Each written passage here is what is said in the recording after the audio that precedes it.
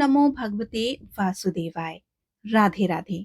आप सभी दर्शकों का आपके अपने चैनल पर हार्दिक स्वागत है। आज है जया एकादशी, तो आप सभी को जया एकादशी की हार्दिक शुभकामनाएं। आज आप सुनेंगे जया एकादशी व्रत कथा। जया एकादशी का व्रत माघ माह के शुक्ल पक्ष की एकादशी को किया जाता है। आज एकादशी का व्रत भगवान श्री हरि विष्णु का ध्यान करते हुए सुने। धर्मराज युधिष्ठिर बोले कि हे भगवान, आपने माघ के कृष्ण पक्ष की षटतिला एकादशी का अत्यंत सुंदर वर्णन किया है।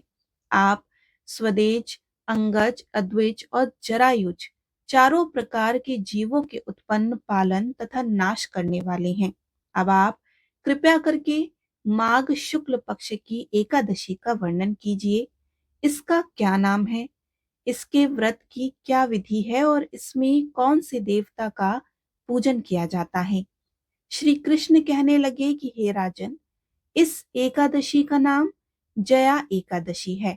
इसका व्रत करने से मनुष्य ब्रह्म हत्या आदि पापों से छूटकर मोक्ष को प्राप्त होता है तथा इसके प्रभाव से भूत पिशाच आदि योनियों से मुक्त हो जाता है। इस व्रत को विधि पूर्वक करना चाहिए।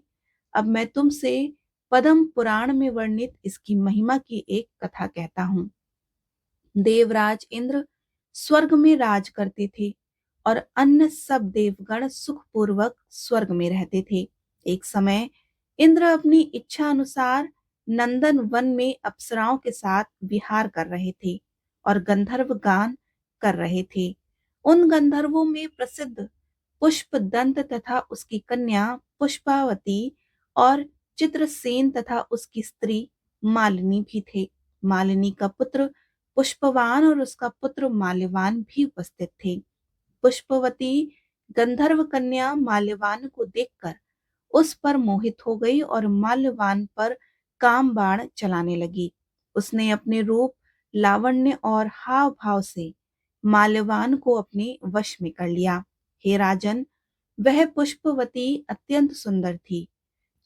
वह इंद्र को प्रसन्न करने के लिए गान करने लगे, परंतु परस्पर मोहित हो जाने के कारण उनका चित्त भ्रमित हो गया।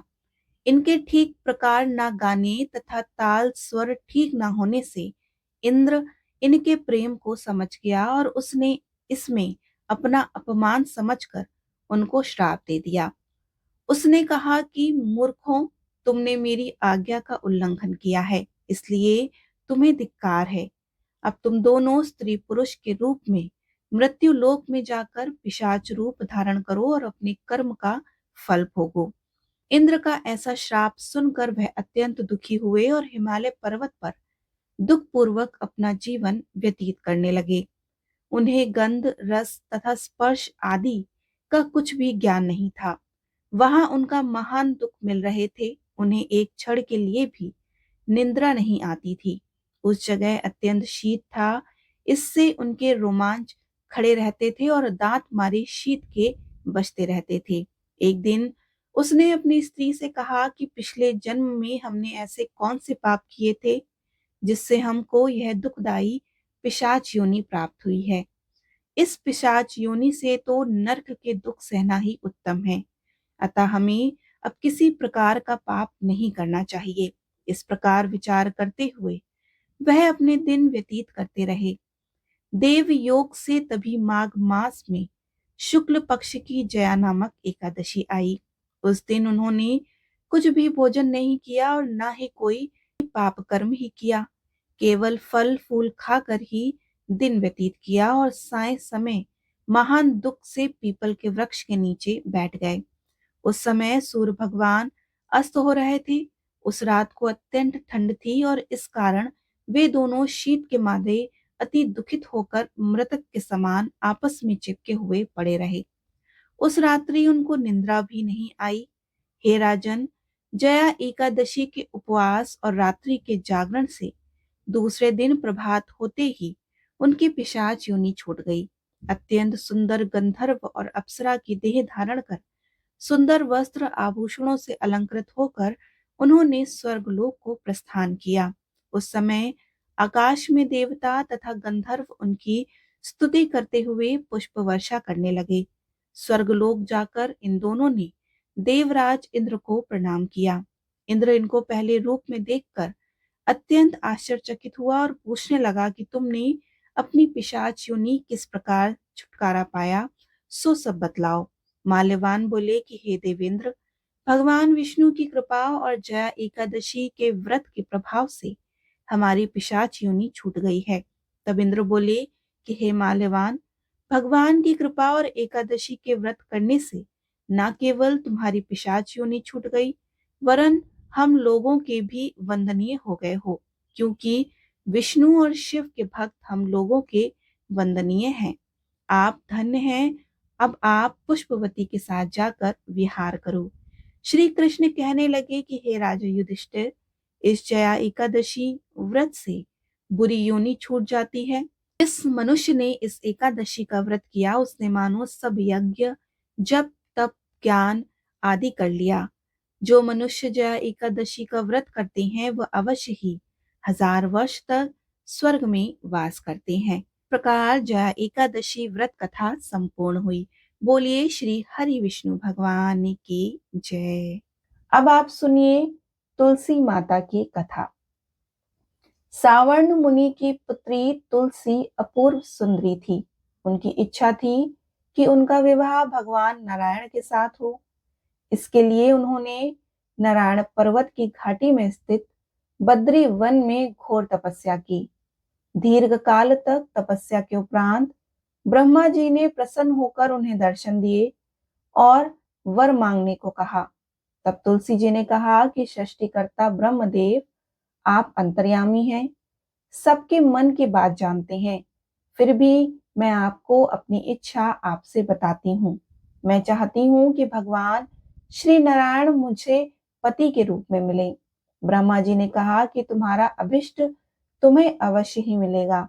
अपने पूर्व जन्म में किसी अपराध के कारण तुम्हें श्राप मिला है, इसी प्रकार भगवान श्री नारायण के एक पार्षद को भी दानव कुल में जन्म लेने का श्राप मिला है। दानव कुल में जन्म लेने के बाद भी उसमें नारायण का अंश विद्यमान रहेगा। इसलिए इस जन्म में पूर्व जन्म के पाप के शमन के लिए संपूर्ण नारायण तो नहीं मिलेंगे, लेकिन नारायण के अंश से युक्त दानव कुल जन्म उस शाप ग्रस्त पार्षद से तुम्हारा विवाह होगा। श्राप मुक्त होने पर भगवान श्री नारायण सदा सर्वदा के लिए तुम्हारे पति हो जाएंगे। तुलसी ने ब्रह्मा जी के इस वर को स्वीकार कर लिया, क्योंकि मानव कुल में जन्म के कारण उस मायावी भोग को भोगना ही था। तुलसी बद्रीवन में ही रहने लगी और नारायण का वह पार्षद दानव कुल में जालंधर के नाम से पैदा हुआ। कुछ दिन बाद वह वहीं बद्री वन में आया, जहां तुलसी को देखते ही वह उस पर मंत्र मुग्ध हो गया।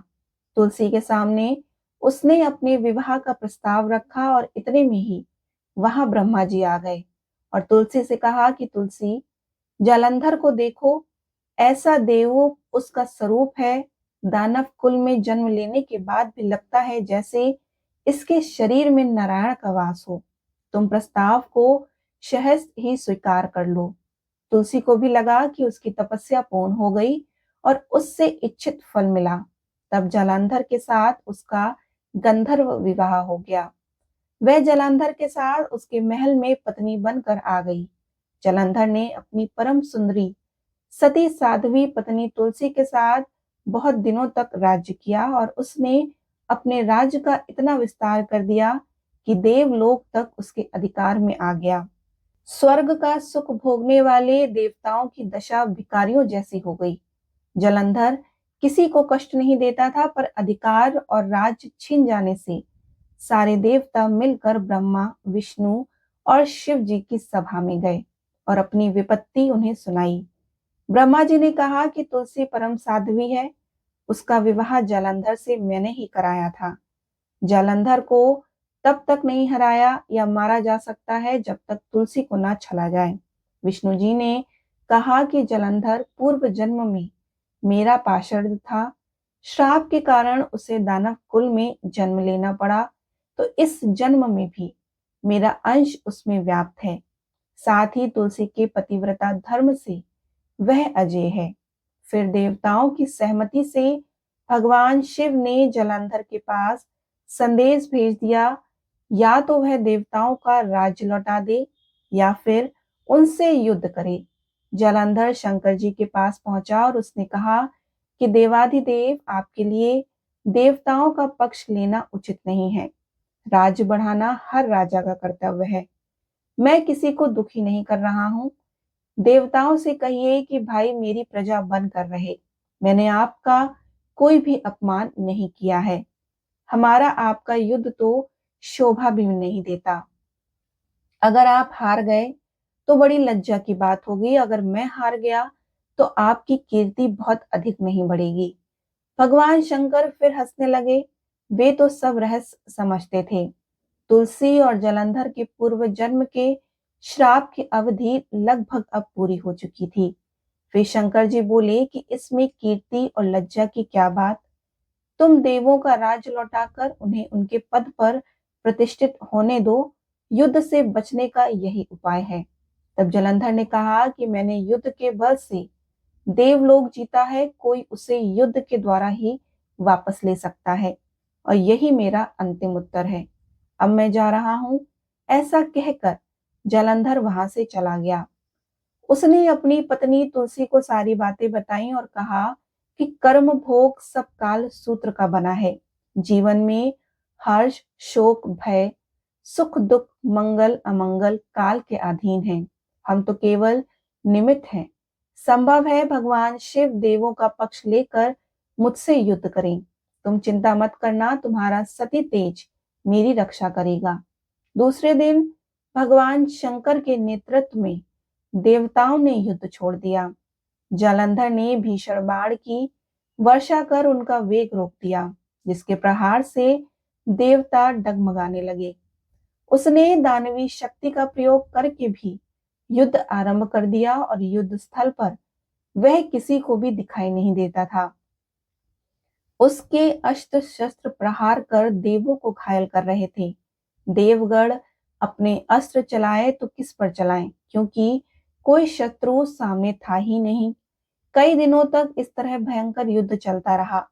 जलांधर पराजित नहीं हुआ। तब शिव जी ने विष्णु जी से कहा कि विष्णु जी, आप ही कोई उपाय करो, अन्यथा मेरा तो सारा यश मिट्टी में मिल जाएगा। विष्णु जी ने सोचा कि बल से तो जलंधर को हराया नहीं जा सकता, इसलिए छल का ही सहारा लेना पड़ेगा। उन्होंने तुरंत अपना स्वरूप जलंधर जैसा बनाया। अस्त्र शस्त्र से सुसज्जित होकर तुलसी के पास पहुंच गए और बोले कि प्रिय, मैं युद्ध जीत गया। सारे देवता भगवान शंकर समेत हार गए। इस खुशी में आओ, मैं तुम्हें अपने अंग लगा लूं। पति को प्रत्यक्ष खड़ा देखकर तथा विजय का समाचार सुनकर वह दौड़कर मायावी जलंधर के गले से लिपट गई। इस प्रकार पति पत्नी दोनों ने आलिंगित होकर खूब खुशी मनाई। पर पुरुष के साथ इस प्रकार के व्यवहार से उसका सती तेज नष्ट हो गया। उसका सती तेज जो जलंधर के कवच के रूप में रक्षा कर रहा था, वह कवच नष्ट हो चुका था। जलंधर शक्तिहीन हो गया और यह जानते ही भगवान शंकर ने अपने त्रिशूल से प्रहार किया और उस प्रहार से जलंधर जलकर भस्म हो गया। जलंधर के मरने से जानकर विष्णु अपने असली रूप में आ गए और सामने अपने पति जलंधर के स्थान पर भगवान विष्णु को खड़ा देखकर तुलसी बहुत विस्मित हुई। उसको पता लग गया था कि स्वयं नारायण ने उसके साथ छल किया है। क्रोध में आकर तुलसी जी ने श्राप दे दिया कि एक सती स्त्री का सतीत्व भंग करने के अपराध में तुम हृदयहीन पत्थर हो जाओ। विष्णु जी ने तुलसी जी के श्राप को शिरोधार्य कर कहा कि देवी, तुम्हारे तथा जलंधर के कल्याण के लिए मुझे ऐसा करना पड़ा और तुम दोनों को श्राप मुक्त करना था। तुम भी अब अपना शरीर त्याग कर तुलसी विरवा के रूप में जन्म लोगे और मेरी पूजा तुलसी दल से ही होगी। मैं शालिग्राम पत्थर बनूंगा और मेरे शीर्ष पर तुम आदर से विराजमान होगी। तुम्हारे पति की हड्डियों के चूर्ण से शंख की उत्पत्ति होगी और उस शंख ध्वनि से देवताओं तथा मेरी पूजा आराधना होगी। जहां शंख ध्वनि होगी वहां मंगलमय मैं विराजमान रहूंगा और तुमने पूर्व जन्म में बद्री वन में मुझे पाने के लिए बड़ी तपस्या की थी। अब अगले जन्म में मैं नारायण प्रस्तर के रूप में बद्रीनाथ वन में स्थापित होऊंगा। मेरी पूजा अर्चना फल फूल से ना होकर तुम्हारे तुलसी दल से होगी। मेरे शीश पर विराजमान होकर तुम मुझसे भी ऊंचा पद प्राप्त करोगी। इस प्रकार श्री हरि विष्णु श्री नारायण भगवान की हर पूजा में तुलसी दल का उपयोग होने लगा। बोलिए श्री हरि विष्णु भगवान की जय। तुलसी मैया की जय।